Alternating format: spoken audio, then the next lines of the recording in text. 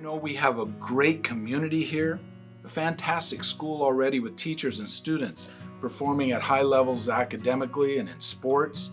We're in this place where we have growth. The next step is to be able to get facilities that will be proper for the families and the students in the future. Well, I've been in the portables for about 22 years. Maintenance came in and pulled down a couple of ceiling tiles, and there were tons of what appeared to be black mold spores, and we've replaced the roofs, but they're just old buildings. Classrooms are really small, and our class being one of the biggest that Napavine's ever seen, it's difficult to even walk through a classroom without tripping over something or getting tripped by someone if they think it's funny. We need all the space we can get, so there have to be some desks in front of the bathroom door. It's pretty distracting because the door opening, closing, the flushing, and you can hear it. Everybody can hear it, and it's kind of disturbing to the class, and it's uncomfortable.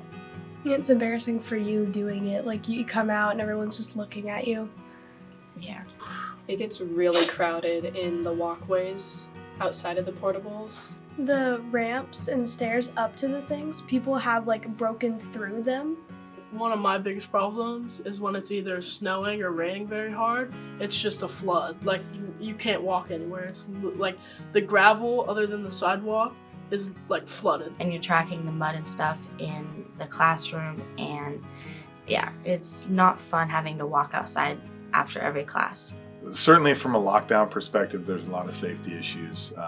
Being able to communicate with all of them, having 8 different doors have to be secured, 9 doors having to be secured. The doors and the walls are kind of thin, I feel like, so if there were ever a lockdown or an emergency, I wouldn't feel completely safe, because I think it'd be pretty easy for somebody if they really wanted to get in to the portables.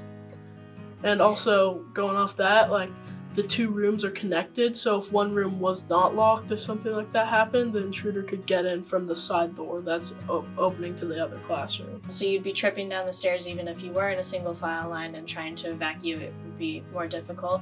And if we had an earthquake, those things would probably just come right down on us.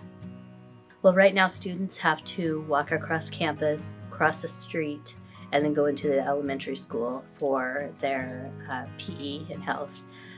So having their own gym would not only allow us to get messages to students a lot faster, but there wouldn't be the safety concern of them being off campus at certain points of their journey over there. What we benefit from this bond is the elementary being able to use the gym that's hooked onto the elementary right now, but is considered the middle school gym. All of our elementary students are having PE in the cafeteria, so all of our scheduling and everything has to be built around those lunch times. And in the background, there's always them preparing the lunches. It is not the best setting. You'll know that they'll be able to move from a very successful elementary in a nice building, moving into a middle school that is new and not into portables.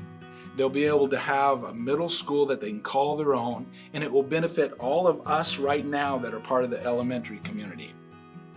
We are split up into eating outside, our commons, or in our gym.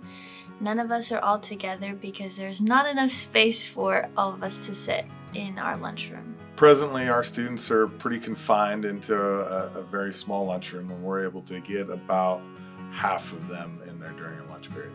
If anything were to happen while we were at lunch, it is way harder for all of us to get safe because we're all split up and not just in one big area.